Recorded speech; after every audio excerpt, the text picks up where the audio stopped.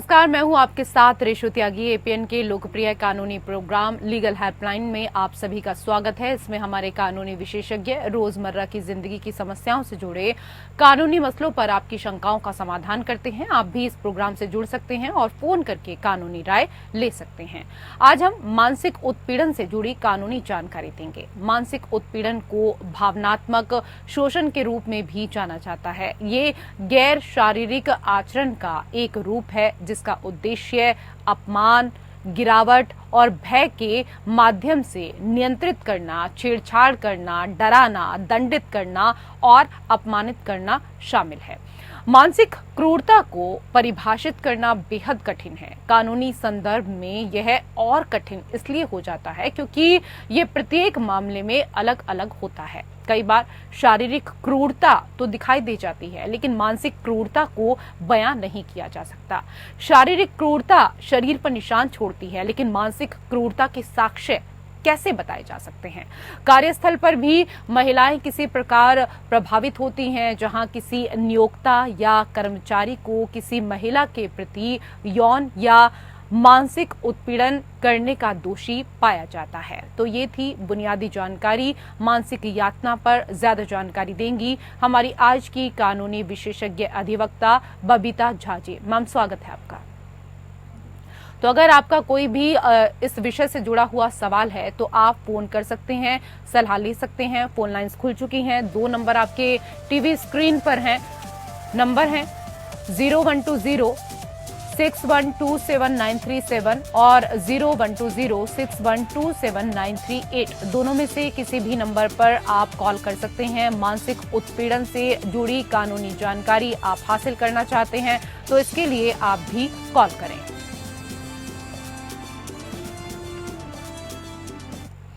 Ma'am, सबसे पहले हमारे तमाम दर्शकों को बताएं कि अगर कोई किसी को मानसिक रूप से यातना दे रहा है तो वो क्या कुछ कानूनी कार्रवाई कर सकता है? देखिए, अगर हम सिंपल वर्ड में बात करते हैं तो मानसिक यातना का एक बड़ा ही वाइड टर्म है। ये सिंपली तो हम किसी को तंग करना, परेशान करना, जिससे उसे थोड़ी कष्ट हो, उसको यातना कह देते हैं, प्रताड़ना कहते हैं, टॉर्चर। लेकिन जब हम कानूनी रूप से जाते हैं तो इसके लिए क्रुएल्टी वर्ड जो है तो बहुत कम जगह पर यूज है। सिर्फ मैट्रिमोनियल संबंध में ही यूज है, इसको किया गया है। अदरवाइज अगर जनरल टर्म में यूज हो रहा है कि जहाँ पर चलिए मानसिक क्रूरता कौन किसके साथ कर रहा है, किस संदर्भ में कर रहा है, ये बहुत इम्पोर्टेंट हो जाता है। तो अगर कहीं कर्मचारी, जैसे आपने बताया, वहाँ पर कर रहा है, जहाँ पर काम है, वर्क प्लेस पे हो रहा है, या कोई किसी को मानहानि करके प्रताड़ित कर रहा है, वो भी एक प्रताड़ना का ही रूप है। किसी को धमकी दे रहा है, उसको थ्रेट कर रहा है, वो भी प्रताड़ना का ही रूप है। तो उन सबको अलग अलग सेक्शन में उसे डील किया जाता है क्रिमिनल लॉ में। क्रुएल्टी वर्ड केवल एक जगह डिफाइन किया गया है, वो है जिसको पहले जो था आईपीसी में सेक्शन 498A था, और अभी जो उसी का सेक्शन है, इसको चेंज नहीं हुआ, सेक्शन के अंदर सेक्शन का नंबर चेंज हुआ है 85। उसमें केवल क्रुएल्टी को डिफाइन किया गया है जी। जो मानसिक प्रताड़ना क्या होगा, और ये जो हिंदू मैरिज लॉ है उसमें भी ये सब तो जरूर आया है कि क्रूरता है, जैसे डिवोर्स का आधार बनाया गया है, लेकिन डेफिनेशन उसको वहाँ भी नहीं दिया गया है। तो सिंपल जो है, अगर किसी को कोई थ्रेट मिलता है, कोई परेशानी होती है, तो किस टाइप का परेशानी है, उसको आधार पर अलग अलग सेक्शन में ये केस दर्ज किया जा सकता है जी। मैम, ये भी समझाएं कि विवाह में मानसिक क्रूरता की सजा क्या कुछ होती है? जैसा मैंने बताया कि मानसिक क्रूरता जो होती है वो अलग अलग टाइप की होती है। तो जिस टाइप की हो गया वही उसकी अनुसार सजा होगी। लेकिन क्रूरता शब्द जहाँ पर हम यूज करते हैं लीगली क्रिमिनल लॉ में, वो जनरली जो मैंने कहा 498A और 85 या अब 85 में ही इसको करते हैं। तो वहाँ पर इसके लिए सजा 3 साल है। लेकिन अगर कोई सजा जनरली है कि 3 साल है, अगर सिंपल टर्म है कि उसकी क्रूरता हो रही है, क्रूरता में आ जाता है मानसिक, शारीरिक, कोई भी फॉर्म में हो तो क्रूरता है। लेकिन क्रूरता अगर बहुत ज्यादा है तो ये सजा बढ़ भी सकती है। अगर सपोज कि किसी ने क्रूरता इतनी ज्यादा थी कि किसी ने सुसाइड कर लिया, तो ऑब्वियसली उसकी सजा ज्यादा हो जाएगी। क्रूरता इतनी है कि किसी को उसके लिम्ब का या किसी भी बॉडी पार्ट का कुछ लॉस हो गया, वो सजा ग्रेव हो जाएगी। लेकिन इन सिंपल अगर क्रूरता किया गया है, उसके इफेक्ट अलग, इफेक्ट जो हुआ उसके लिए तो अलग पनिशमेंट है, तो वो 3 साल तक की पनिशमेंट है इसके लिए। जी, मानसिक यातना को लेकर हम यहाँ पर चर्चा कर रहे हैं, लेकिन मैम आपसे ये भी समझना चाहेंगे, तलाक की अगर यहाँ पर बात करें तो कहा जाता है कि तलाक के 7 ग्राउंड होते हैं, ये क्या कुछ होते हैं, ये भी समझना चाहेंगे। जी, ऐसे 7 ग्राउंड होते हैं, इसमें 11 ग्राउंड माना जा सकता है। इसमें एक तो है एडल्ट्री, जिसको जारता बोलते हैं हिंदी में, टेक्निकल टर्म में। दूसरा है क्रुएल्टी। क्रुएल्टी स्टार्टिंग में नहीं था, लेकिन 76 के अमेंडमेंट के बाद इसमें ऐड किया गया है। अगर किसी को लिप्रोसिस जो होता है, कोर्ट जिसको बोलते हैं, बीमारी इतनी ज्यादा सीरियस हो, इतनी सीवियर हो कि रहने से दूसरी पार्टी को हो सकता है, साथ रहने से, तो वो ग्राउंड बन सकता है। अगर किसी को पागलपन है या मेंटल कोई बीमारी है इस हद तक कि साथ रहने वाला खतरा में आ जाए, ये चौथा ग्राउंड होगा। 5वां ग्राउंड हो जाएगा कि अगर पति ने संन्यास ले लिया है, उसने पूरी तरह से दुनिया को त्याग कर दिया है और वो पत्नी से किसी तरह से या परिवार से कोई संबंध नहीं रख रहा, कोई जिम्मेदारी नहीं ले रहा है, तो जो संसार से त्याग करना है, संन्यास लेना है, उसको सिविल लॉ में मृत्यु ही मानी जाती है। उस कंडीशन में भी पत्नी को या पति को ये अधिकार होता है कि दूसरी शादी कर ले। ये जो ग्राउंड है वो पति पत्नी दोनों के लिए है। जी। अगर 7 साल तक कोई लापता है, पति या पत्नी दोनों ही, जिसका कुछ पता नहीं चले, तो 7 साल तक के बाद लॉ ये प्रिज्यूम कर लेता है कि उसकी डेथ हो गई है। अगर उसके बारे में कुछ भी पता नहीं है तो उस कंडीशन में जो है तो वो उसको शादी करने का राइट बन जाता है, यानी कि उस ग्राउंड पर डिवोर्स ले सकती है कि अब कितना देर वेट करें, हम शादी करके हम दूसरी शादी कर ले, अपना दूसरा परिवार बसाएं। ये पति और पत्नी दोनों के लिए है। अगर किसी ने धन परिवर्तन कर लिया, ये ऑटोमेटिक नहीं होता, अगर धन परिवर्तन करके परिवार से संबंध तोड़ लिया है तो उस ग्राउंड पर भी मिल सकता है डिवोर्स। ये सारे डिवोर्स के ग्राउंड हैं जो पति और पत्नी दोनों को ही मिला हुआ है। लेकिन एक स्पेशल ग्राउंड है जो पत्नी को भी मिला हुआ है, वो है कि जो इसको कहते हैं ऑप्शन ऑफ प्योबर्टी। अगर किसी के बचपन में शादी हो जाए, शादी उसको कंज्यूम नहीं हुआ हो, तो यंग होने पर, यानी कि 80 साल की होने के बाद, 18 की ईयर होने के बाद वो इसको शादी को अनल करवा सकती है, कोर्ट में जाके बोल सकती है कि शादी के टाइम मैं बालिग नहीं थी, मैं शादी को कंटिन्यू नहीं करना चाहती। 2 स्पेशल कंडीशन भी हैं डिवोर्स के लिए। जी। अगर मैं इस जुडिशियल सेपरेशन हुआ था, कोर्ट का ये ने जुडिशियल सेपरेशन के लिए ऑर्डर पास किया था, उसके बाद भी दोनों के 1 साल के बीच दोनों में कोई कॉन्टेक्ट नहीं बना हो, रिलेशनशिप नहीं बना हो, तो बन सकता है डिवोर्स का ग्राउंड। या अगर कोर्ट ने साथ रहने का रेस्ट्रिक्शन ऑफ कंजुगल राइट जो है उसके लिए डिग्री पास किया हो, इसके बाद भी दोनों पार्टी साथ नहीं रह रहे हों, तो वो भी ग्राउंड बन सकता है। इतने सारे मिला के लगभग 10 ग्राउंड है इसके डिवोर्स के, जिसमें इंक्लूडिंग क्रुएल्टी है, तो सबसे ज्यादा यूज यही होता है। हाँ, एक और है डिजर्शन। अगर पति या पत्नी किसी को छोड़ दे बिना किसी रीजनेबल ग्राउंड के, साथ नहीं रहे, तो वो भी आ जाता है, ग्राउंड बन जाता है डिवोर्स के लिए।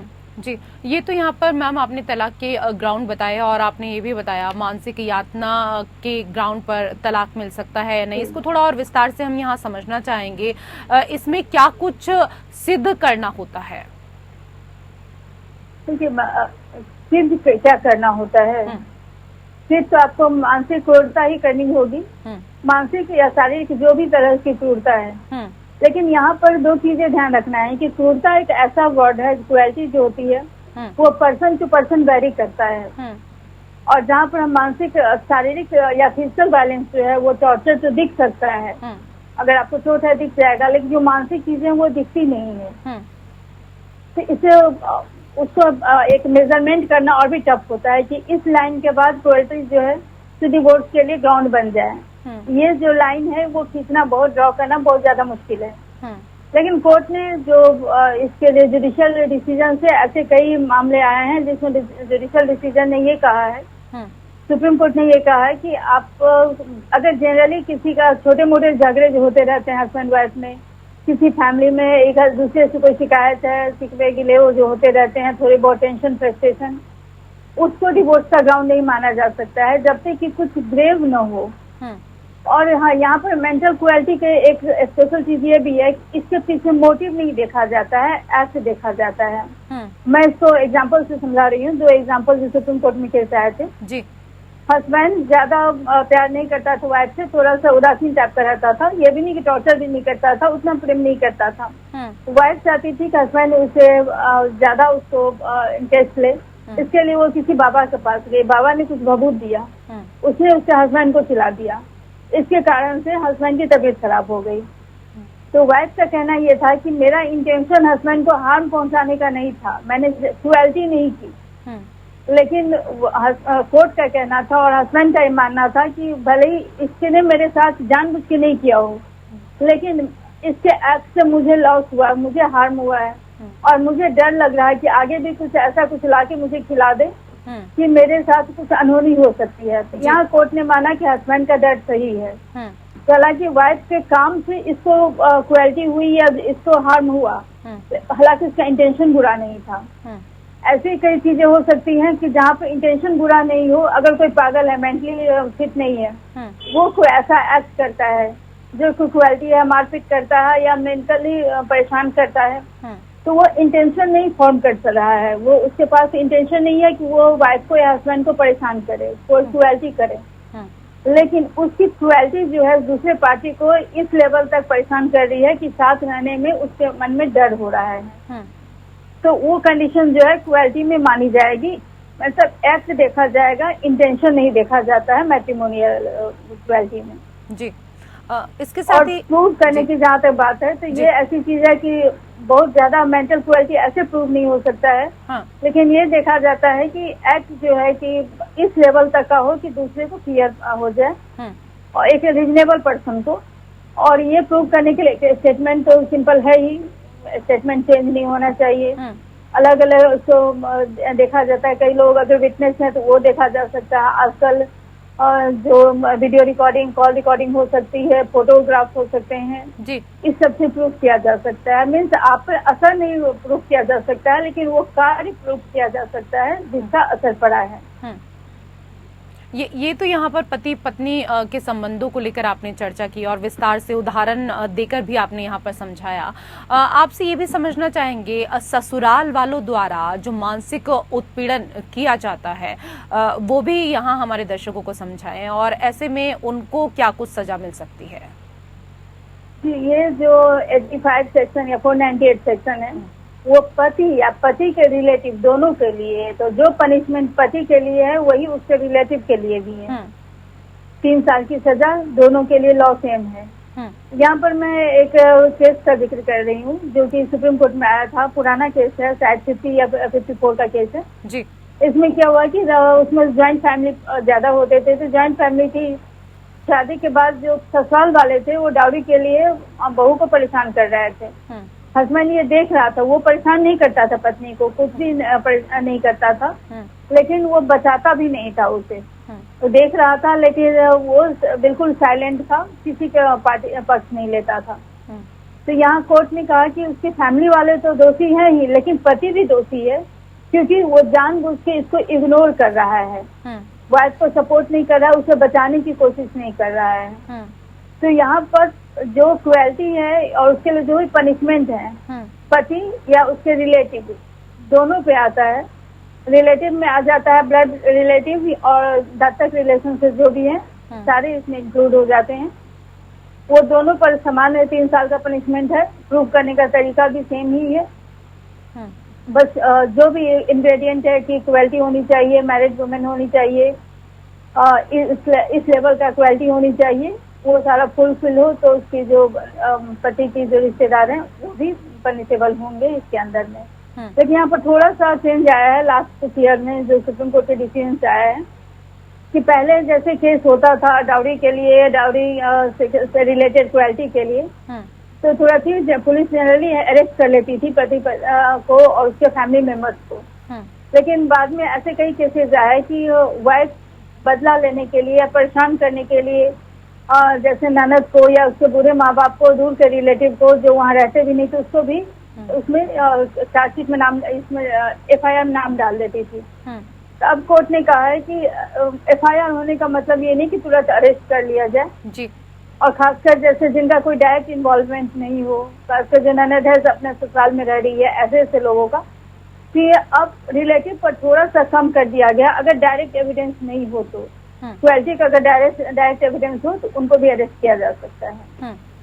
मैम कई और चीजें हैं इस विषय से संबंधित जो हम तमाम दर्शकों के लिए यहाँ पर समझना आपसे चाहता बबीता झा जी।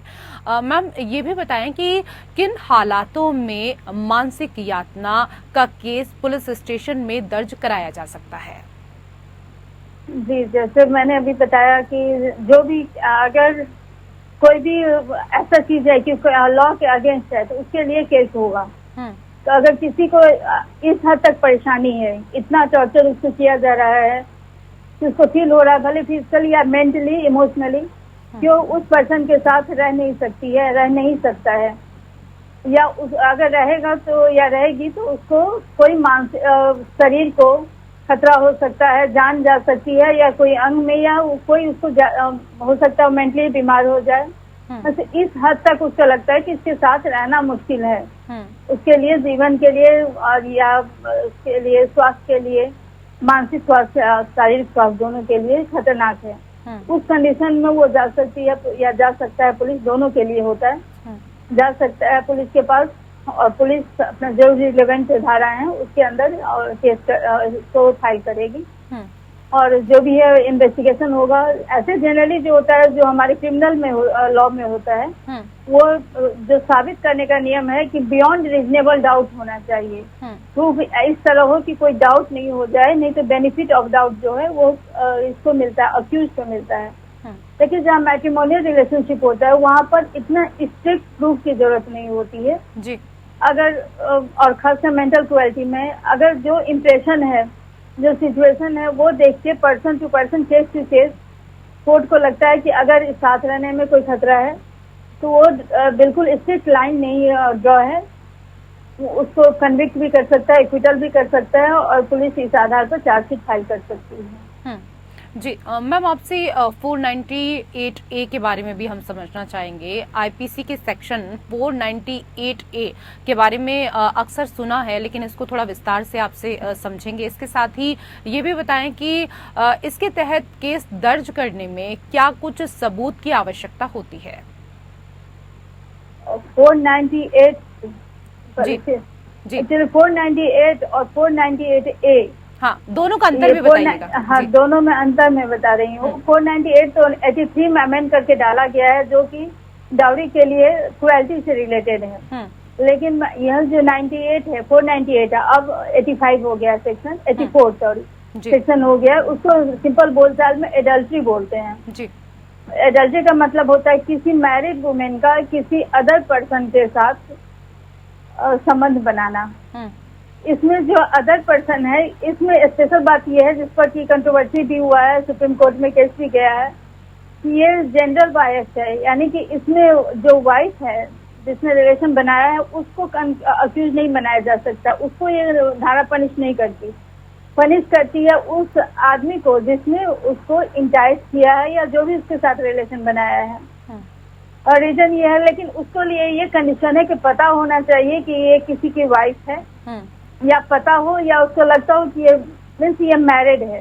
अनमैरिड अगर लड़की है तो उसके लिए ये धारा सेक्शन एप्लीकेबल नहीं होगा। तो अगर किसी मैरिड वुमेन के साथ कोई भी, भले लड़का मैरिड हो अनमैरिड हो, इमैटेरियल है, उसके साथ रिलेशन बनाता है तो ये पनिशेबल ऑफेंस है। पहले भी था, ये कहा जा रहा था कि न्यू BNS में इसको खत्म कर दिया जाएगा, लेकिन अभी भी इस एक्ट में भी ये रखा गया है। इसका रीजन ये है, जब इसको रखा गया था तो इसको कहा जाता है कि वाइफ को क्यों नहीं बनाया जा सकता है, हस्बैंड को, लड़के को ही क्यों पनिश किया जाता है। तो जब ये ड्राफ्ट किया जा रहा था तो ये सोचा गया कि कई बार ऐसा होता है कि लेडीज जो होती है, जो वाइफ होती है, जो अपने मन से ये काम नहीं करती। कई जगह आज भी है, बहुत छोटे जगह में, कि जहाँ हस्बैंड को या जहाँ पर लोन लिया होता है तो वो लोन पे करने के लिए वाइफ को कहीं भेज देता है या फोर्स करता है कुछ काम करने के लिए। कई बार वो फोर्स की जाती है, तो इसलिए ये सोच के कि उसको विक्टिम माना जाए, उसको अभियुक्त नहीं माना जाए, ये सोच के वाइफ को इसमें पनिशमेंट नहीं दिया जाता है। लेकिन हस्बैंड को दिया जाता है। लेकिन इसमें जो ये है कि एडल्ट्री तभी माना जाएगा जबकि रिलेशन बना हो। एक सिंपल जो है कि किसी को बातचीत करना, हंसी मजाक करना, अगर कोई मेल फीमेल या मैरिड वुमेन किसी के साथ कर रही है तो वो इसके अंदर कन्विक्शन नहीं होगा और ऑफेंस नहीं माना जाएगा। तब ये प्रॉब्लम हो गई कई केस आए कोर्ट में कि अगर ऐसे चीज को प्रूव करना डायरेक्ट एविडेंस से बहुत मुश्किल होता है, क्योंकि इस नेचर का एक्ट होता है जो कि बंद कमरे में किया जाता है। इसका डायरेक्ट एविडेंस कहाँ से लाया जाएगा? तो स्टार्टिंग में कोर्ट ने इसमें कन्विक्शन रेट बहुत कम होता है क्योंकि ये प्रूव करना बहुत मुश्किल होता है। बाद में एक केस में कोर्ट ने ये माना कि अगर कोई ऐसी सस्पिशन है और सस्पिशियस कंडीशन में है, कोई ये वाइफ किसी के साथ पाई जाती है जिसका उसके पास एक्सप्लेनेशन नहीं है, सपोज कि रात में किसी के पास उसके कमरे में पाई जाती है, वो बता नहीं पाती है या वो जो आदमी है वो नहीं बता पाता है कि क्यों उसके कमरे में है वो, उस कंडीशन में मान लिया जाएगा कि एडल्ट्री है। अदरवाइज इसको प्रूफ करना मुश्किल है। अगर कुछ स्ट्रॉन्ग प्रूफ है तो वीडियो ऑडियो अवेलेबल है जैसा आजकल होता है तो पॉसिबल है इसको प्रूफ किया जाना। हाँ, अगर किसी का कुछ ऐसे सिंपल घूमना फिरना, साथ बैठना इस टाइप के हो, कुछ रोमांटिक बातचीत भी हो तो वो एडल्ट्री में नहीं आएगा जी। ये पहले भी था और अभी भी है ये जी, ठीक है। लेकिन इसमें ये क्रुएल्टी है उससे डिफरेंट है जी। उसमें कॉन्सेंट होता है जी। एक पार्टी विक्टिम होती है, विक्टिम मान ली जाती है लीगल कॉन्सेप्शन से, लेकिन क्रुएल्टी में प्रॉपर जो 98A है उसमें एक विक्टिम होता है, एक अक्यूज होता है जो कि उसको जानबूझ के परेशान करता है और या मेंटली, फिजिकली, इमोशनली हर तरह से। जी, आज के विषय पर हम तमाम महिलाओं को जागरूक करने के लिए, उनको उनके अधिकार बताने के लिए, कानूनी जानकारी देने के लिए आपका बहुत बहुत धन्यवाद। और इसी के साथ हमारे विशेष कार्यक्रम लीगल हेल्पलाइन में मेरे साथ इतना ही। नमस्कार।